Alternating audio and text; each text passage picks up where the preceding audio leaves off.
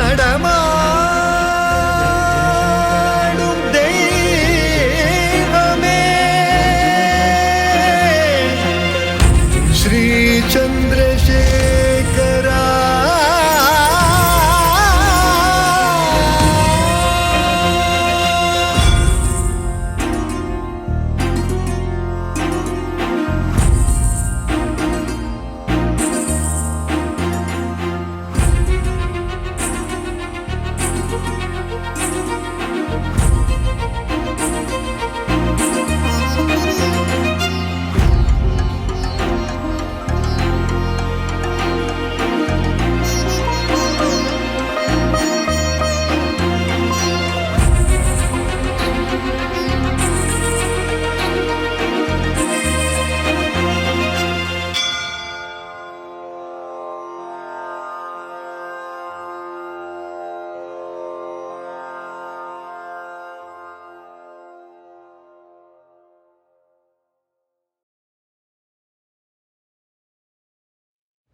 போ,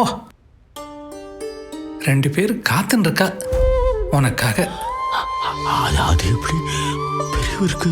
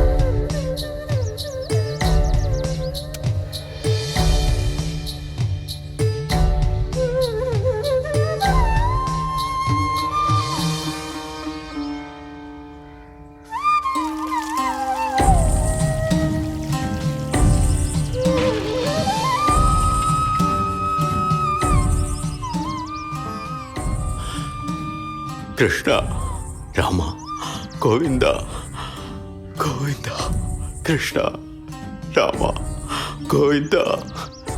இந்த ஆத்மா நற்கதி அடையணும், நற்கதி அடையணும், நற்கதி அடையணும். இவருக்காக நான் ஒன்ன வேண்டிக்கிறேன், வேண்டிக்கிறேன். நற்கதி கொடு சாமி.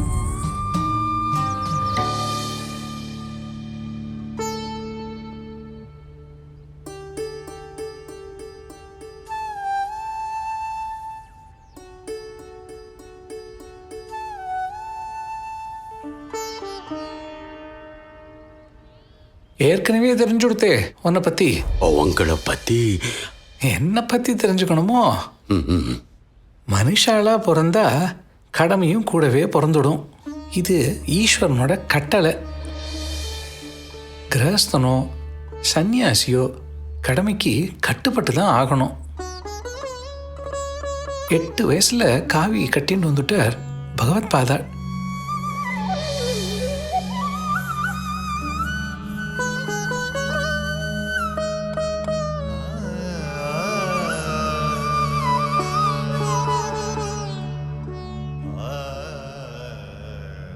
ஆதிசங்கரர்னு சொல்லுவா. அத்வைத மூர்த்தி. காஞ்சி காமகோட்டி பீடத்தை நிறுவினவர். இப்ப பூஜையில் இருக்கிற சந்திரமௌலீஸ்வரரை இந்த பீடத்துல பிரதிஷ்டை பண்ணினவர். காமகோட்டி பீடத்தோட முதல் பீடாதிபதி. காவிய கட்டிக்கிறது லேசு இல்லை. சம்சாரஸ்ய அத்தியந்த உபரமலக்ஷணம் ஞானம். குடும்பங்கிற சொந்த பந்தங்களை வேரோடு அறுத்தெறிகிற அனுபூதியே சந்நியாசம். அறுத்து எரிஞ்சார், கிளம்பினார் லோகக்ஷேமத்துக்காக.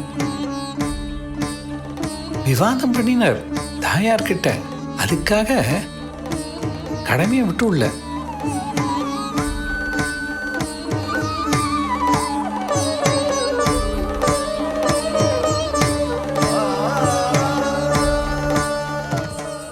சங்கரா, சங்கரா, சங்கரா,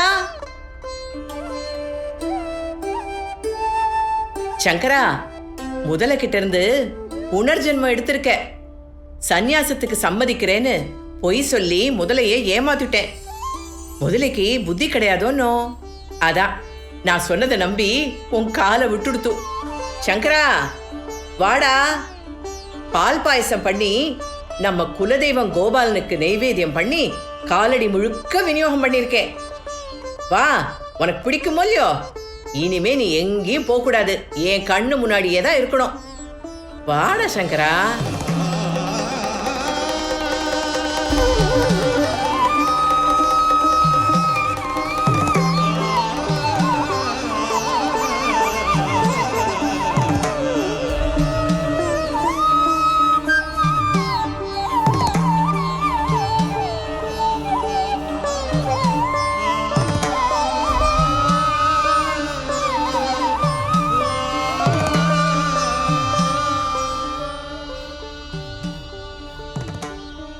என்னடா கோலம் இது?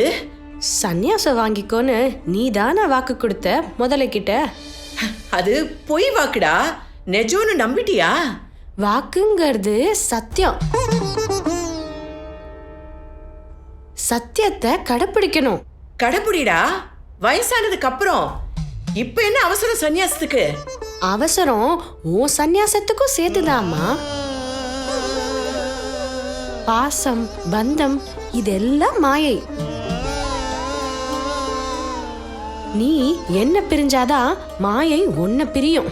குழந்தை இல்லைன்னு ஏங்கின, நான் பிறந்தேன், சந்தோஷப்பட்ட.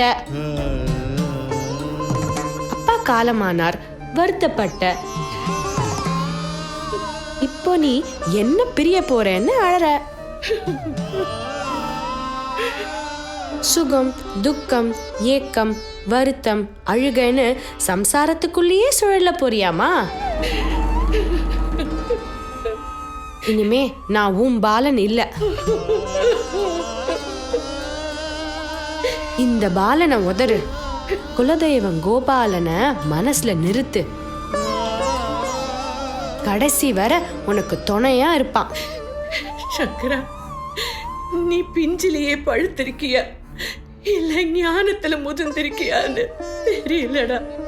3 வயசுல சமஸ்கிருதத்தை கரைச்சு குடிச்சேன்னு சந்தோஷப்பட்ட. 5 வயசுல வேதாந்தத்துல புலியா இருக்கேன்னு பெருமைப்பட்ட.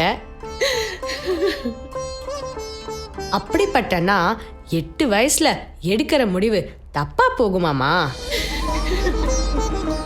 சங்கரா, நீ எனக்கு ஒரே புள்ளடா. ஆனா நான் ஜனிச்சது லோகக்ஷேமத்துக்காக. உன் ஒரே குழந்தைய லோகத்துக்காக அர்ப்பணிச்ச ஆதர்ஷ தாயா நீ ஏமா இருக்க கூடாது? லோகக்ஷேமத்துக்காக கடமையை மறந்துடுவியா? பெத்த தாய்க்கு சம்ஸ்காரம் பண்ணாம என்னடா சந்நியாசம்? அந்திம காலத்துல என்ன நினைச்சுக்கோமா, லோகத்துல எந்த மூலையில இருந்தாலும் ஓடி வந்து உன்னை கரை சேர்ப்பேன். அம்மா, என்ன ஆசீர்வாதம் பண்ணுமா.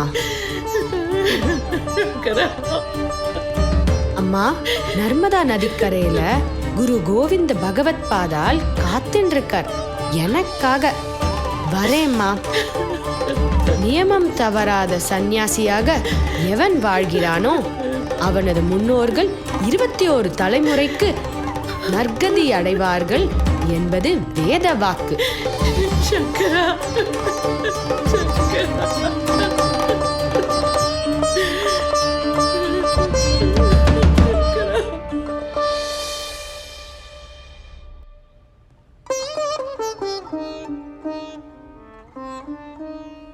நீங்களும் சங்கரரும் ஒண்ணுங்களா?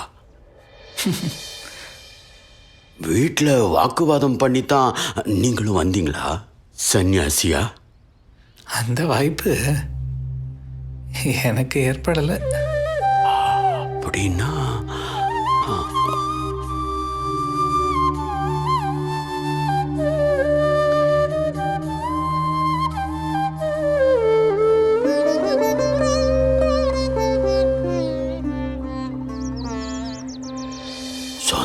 சொந்தம் பந்தம் எல்லாத்தையும் உதறினாதான் சன்னியாசின்னு சொன்னாரு. பணம், பொருள், புகழ், பதவி எதுலேயும் ஆசை இருக்கக்கூடாதுன்னு தெரிஞ்சுக்கிட்டேன். எனக்கு கூட தான் எதுலேயும் ஆசை இல்லை. மரிமுத்து, ஆசைப்பட்டாலும் கிடைக்காதுடா உனக்கு. ஆனா அவரை உலகமே கொண்டாடுதே. உடம்புல ஒட்டு துணி தான் போட்டிருக்கிறாரு.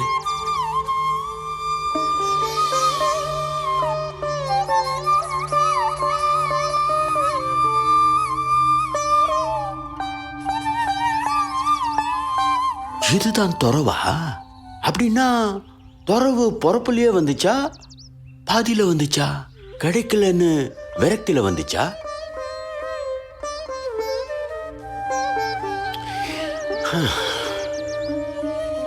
சங்கரரு அம்மா கிட்ட வாக்குவாதம் பண்ணி தான் சன்னியாசி ஆனதா சொன்னாரு.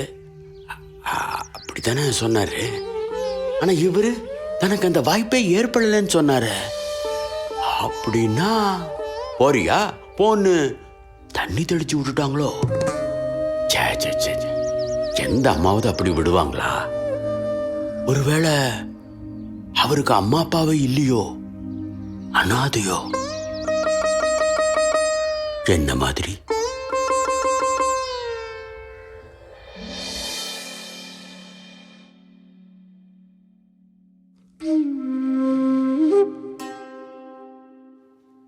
ஆனந்தவல்லி அநாத இல்லம்.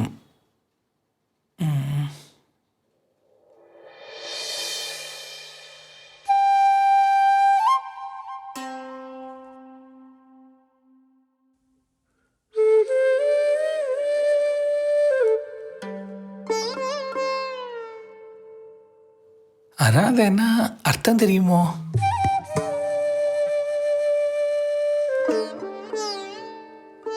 அநாதைன்னா யாருமே இல்லாதவா.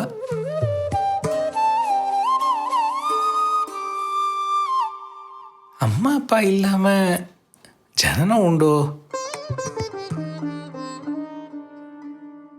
உன்னை வாழ்த்த ஒருத்தன் இருந்தா நீ அநாதை இல்லை. உன்னை வெறுக்கிறவன் ஒருத்தன் இருந்தாலும் நீ அநாதை இல்லை. அநாத பிரேதமும் அநாதை இல்லை. அவனை எடுத்து அடக்கம் பண்ண ஒருத்தன் வரபோது அந்த பிரேதமும் அநாதை இல்லை. சொந்தமோ பந்தமோ இல்லாம எந்த பிரேதத்தை நீ அடக்கம் பண்றியோ அப்பவே அவன் உனக்கு மித்திரன் ஆயிடுறான், சகோதரன் ஆயிடுறான், புத்திரன் ஆயிடுறான். சம்பந்தமே இல்லாத பிரேதத்தோட ஆத்மா சாந்தி அடையணும்னு எப்போ பிரார்த்தனை பண்ணி கண்ணீர் விடுறியோ அப்பவே அவனுக்கு நீ எல்லாமே ஆயிடுற.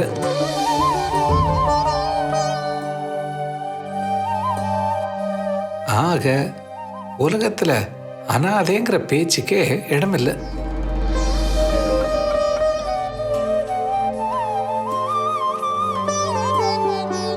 இங்க வா. அநாதை இல்லம்ங்கிற டைட்டிலை மாற்றி மித்திரர்கள் சங்கமம் அப்படின்னு வைக்க சொல்லு.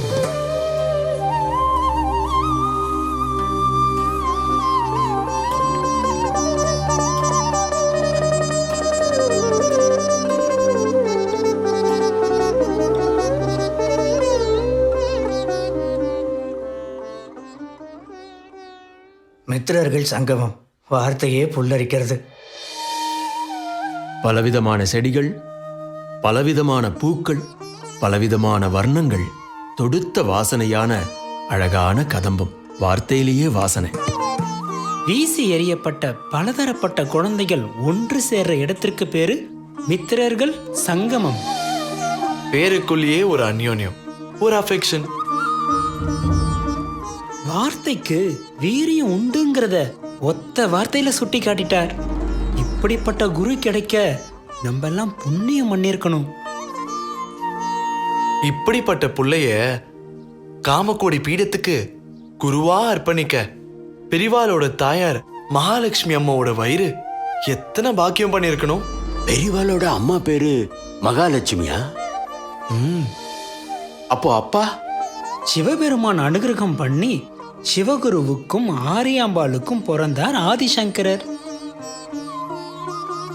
சங்கரருடைய அவதாரமா சுப்பிரமணிய சாஸ்திரிக்கும் மகாலட்சுமி அம்மாவுக்கும் பிறந்திருக்கார் பெரியவா. நம்மளுடைய மகா பெரியவா. அடடா, அவரை போய் அநாதன்னு நினைச்சிட்டுமே.